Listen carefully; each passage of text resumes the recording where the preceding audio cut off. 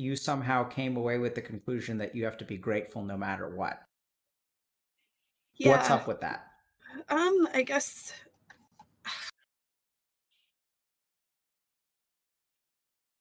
I guess I just feel grateful for my health and my family's health every day. Um, I guess I have, like, a lot of, like, selfish feelings sometimes Like in what? reference to that, like, guilt. One of the which is kind of funny, but one of the things that I have issues with a lot is just because he was very into video games. One of the things that I have issues with a lot is, um, playing video games sometimes, which is weird since I'm a Twitch streamer, right? What But kind of usually, issues do you have? um, like, anytime a game comes out that I know he would have liked, um, it's just, like, difficult. I don't wanna play it. Um, Sure. What makes it uh hard to play? 'Cause it just feels like he's, like, missing out on something that he shouldn't have. Mhm. Uh, Mm. uh, Okay. Um, and I know I've asked you a couple of times if I should call you Caseytron. I have trouble. I'm having trouble getting that to roll oh, off you my can tongue. call me Casey, that's Okay. fine. Thank you very much. So, Casey, I'm going to just ask you a question. So, I'm going to ask you, are you in a place where you think you can reflect on a statement that I make? Yeah, Okay. So, I'm going to give you a scenario. yeah, Let's say that we have a 23-year-old girl who has essentially a brother who is dying of cancer and dies of cancer at the age of 7. And yeah. then she says that based on this experience, I feel grateful and selfish. Does that add up to you? No. What do you imagine that person should feel? Like, what would you predict that person to feel if they lose a 7-year-old, basically what sounds like brother, and watch Yeah. them wither away to cancer? Um, Sad. Yep. What else? Um, I don't know, I guess maybe a little bit, I don't know how else to say, like, fucked up from it. Like, just Absolutely. to And you know what the fucked up looks like? It looks like you saying that you're grateful and selfish. That's the fucked up. People dying of cancer does not make other people grateful. And what I see within you is a war between the ocean of negativity and the bastion of positivity, yeah, right? And I think what we're dealing with here is like, and sorry, I'm going to jump around, okay? So yeah, if I don't make sense, please let me know. So what I'm hearing from you overall is like loans and debts. Like you're like, how was I able to do this? And you're spiraling out of control now. Like basically, I think you took an emotional loan and now you're paying back that debt. Because yeah, that's what we do. Because for a long time, years, it sounds like you had to be strong. But that strength doesn't come from nowhere. That's like you're taking out a loan against future earnings. There's an emotional price to be paid, yeah. and now the devil wants his due. And oddly enough, that's a good thing because that's what healing looks like. Because Right. there's a lot of hurt that you have built up and kept, and there are weird ways that your mind has struggled to survive. I don't blame you for that, but like, look, I mean, come on.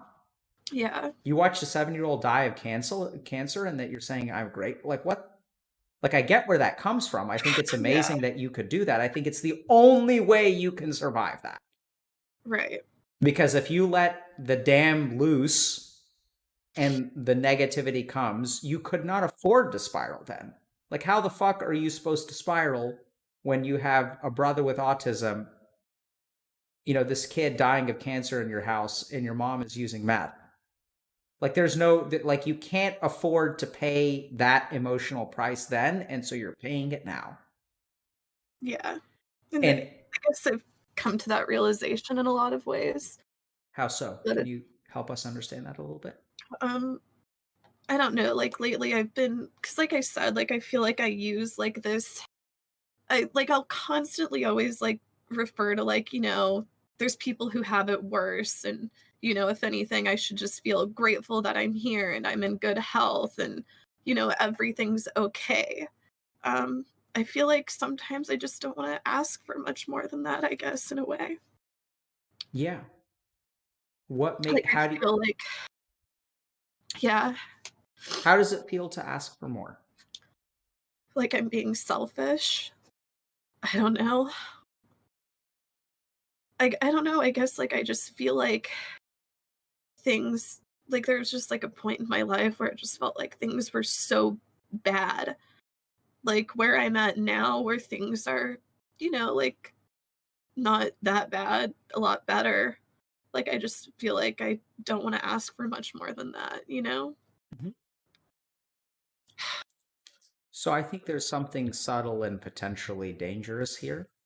The Yeah. first is that I think it's important to have gratitude, and I think I hear from you genuine gratitude, Yeah. right? So it's important to acknowledge where you come from. Like I have a lot of gratitude around where my parents came from and what I have.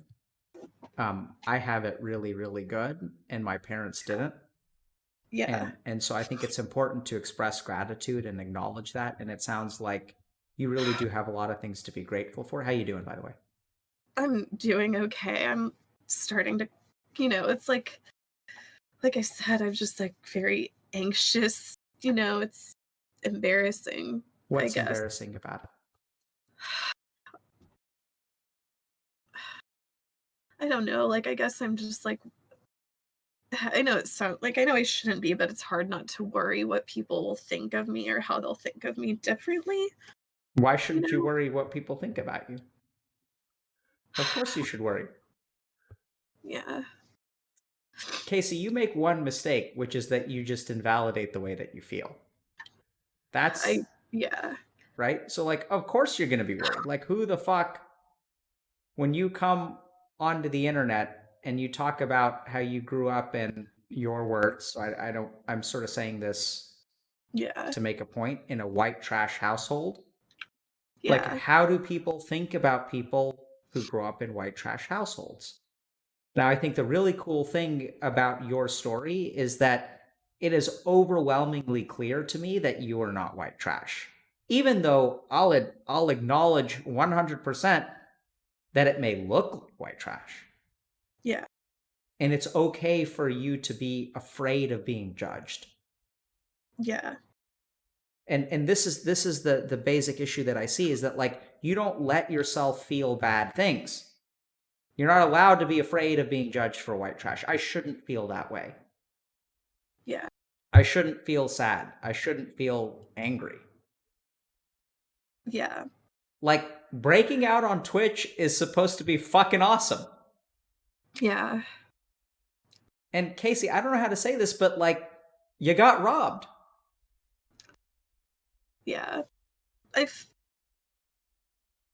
I I don't know, like, I was talking about resentment earlier and, how I don't hold any resentment, and I do, I do to a certain degree. I try not to.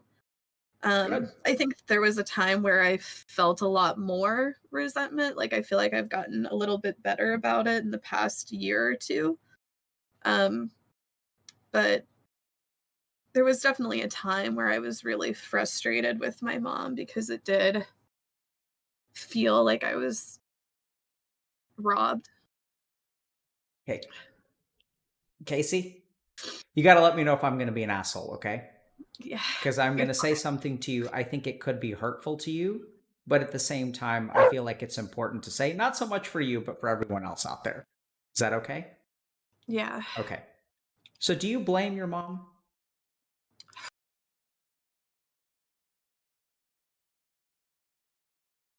Um, it's hard to. I don't know, I it's just completely agree. It's it's hard to. hard to, Okay. because especially just seeing how she is now, it's hard to. Okay. Um, I don't know. Okay. So let me ask you another question. Okay. We're going to think a little bit like analytically, and hopefully that'll help from an emotional perspective. Yeah. So, can I forgive someone who didn't do anything wrong to me? I guess you can forgive anyone for any reason you But if want they to. didn't do anything wrong, like, can I forgive someone for throwing me an awesome birthday party? No, Why not? because they didn't do anything wrong. Yeah. Right. So it's kind of interesting because I see this a lot where, like, the people that we love, we try not to blame them, which is wonderful. And at the same time, there's a very subtle problem here, which is like it gets you stuck. Yeah. Right? You can love her, you can appreciate what she did for you. You can acknowledge that there's a disease here and it was like a roll of the dice and it may not be fair to blame her, but I think you should absolutely blame her anyway. Yeah. There what I would really love, I think the direction you need to go is to not be one-sided. To acknowledge that, like, at the end of the day, like, it sounds like you were the mom and she was the kid. That's Yeah. not fair to you. And I think that as much as addiction is a disease, and like in my day job, I'm an addiction psychiatrist, so I get this. But I think not holding people who have addiction problems accountable for their actions doesn't actually help. Yeah. And the concern that I have for you is that, like, I don't think you can forgive her if you don't admit that she did something wrong. Now, that's kind of interesting because maybe she didn't do something wrong, or maybe you've already forgiven her, maybe you don't need to forgive her. But generally speaking, when I hear a story like this, I think about something called dharma, which means duty or responsibility. And I think Yeah. that, like, the way for this is my value system, you don't have to agree with this, it's just something that I'd like you to think about, is that, like, when you have a relationship where like, you can love someone, but actually the way to move forward is to, like, look at it like it is and say, hey, this really sucks for me, it really wasn't fair, and I forgive you for it. Because that's what healing looks like. It's not saying nothing bad happened to you, because that's how you end up with gratitude for watching a 7-year-old die of cancer. Like, sure, there's gratitude there. There's an appreciation for life. I get all those things. I've watched Yeah. 7-year-olds die of cancer too, and it's not pretty. Yeah. And at the same time, it's given me an appreciation for life, and I'm absolutely grateful for those experiences because it helps you understand the depth of suffering that's possible in this world. And it fucking sucks to go through, and it's not fair. Right. And I felt guilty for having health, and that's not fair either. It's not Yeah. my fault that I'm, it's like, it's weird. Like, I'm not I mean, I felt selfish too. Yeah. And at the Sorry, same my time, dogs are huh? barking. Yeah, my dogs. It's okay. What is it like listening to me talk? um sorry, my dogs. I don't know. I guess in a lot of ways, I always say that it's like sorry, my dogs. I have two beagles and they just bark nonstop. Do they need some But attention? Are they sensing uh, a disturbance in my the force in terms of your yeah, mood? my mom's getting them, I think. But I guess talking to you is really helpful because I feel like I've never really had like a parental guidance, I guess. Like that's one of the things that I really struggle with is I feel like a lot of people are able to talk to, like their mom or their dad about things and both of my parents are like the last people I would ever want to talk to. Sure. Yeah. I mean, I think that makes a lot of sense to me. And I think there are a couple of other things to think about here, which is that, oh man, okay. So I'm glad. So I'm happy to hear that. I'm happy to sort of fill somewhat of a parental figure in your life. Um, I think I do want to. Let me just think about where to take the conversation. Any thoughts that you have, or any questions, or anything that you want to kind of dig more into, or because I I have a guess lot, but um I don't know. There are like just a lot of different I feel like there's a lot of different elements of, I guess, my story that I feel like I need to dig into. Okay. Um, I guess one of the things that I really still struggle with a lot is just trying to wrap my mind around all of the really awful abuse and just how there was like really no justice. And like I said, like Yep. I feel like my family still suffers with it every Absolutely. day. And it's like he just got away with it. Yep. And, it's like I doubt he thinks about, how it's affected my family. There's like a lot of anger there, I guess. Um, Yeah, I can imagine. uh, What is what happens in your head when you think about him getting away with it? Like he's left destruction and ruin in his wake and he gets to move on and y'all are left in a city of shambles. it just feels really unfair and unjust. And I, gosh, I don't want to get banned for saying this, but there were, like throughout the years where this went on, there were definitely times where I would like talk to my sister and just be like, man, I wish I could kill him. Not that I ever would, but of course, it's hard not to have those thoughts whenever you just have somebody Sure. just like relentlessly terrorizing your family. Like, Sure. I think it's good that you didn't give in to those thoughts. right. And I mean, I never would, but it was something that, Sure. I, you know, um, there was,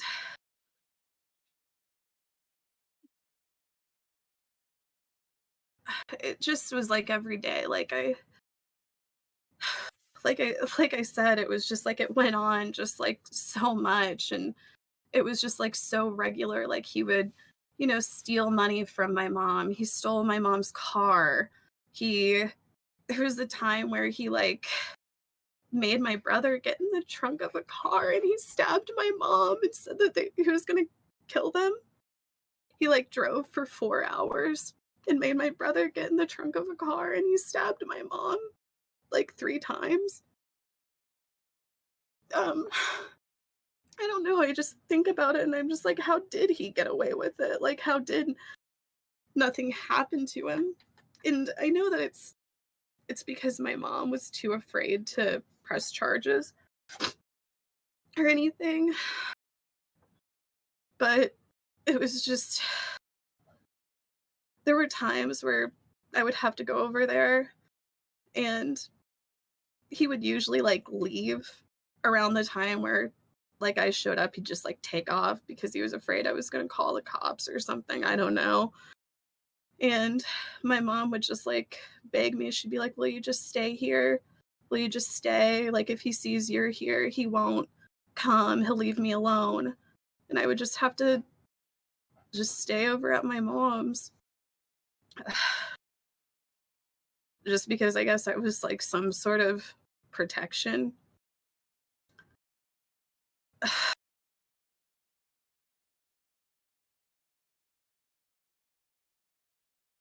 What's it like to have that kind of responsibility?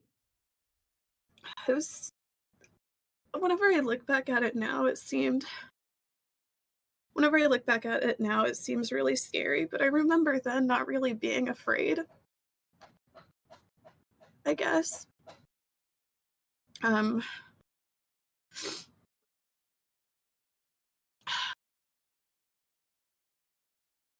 no.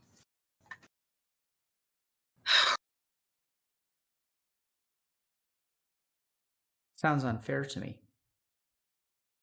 Sounds like a Yeah. lot on your shoulders. Yeah. Sounds hard. Exhausting. Superhuman, even. Yeah.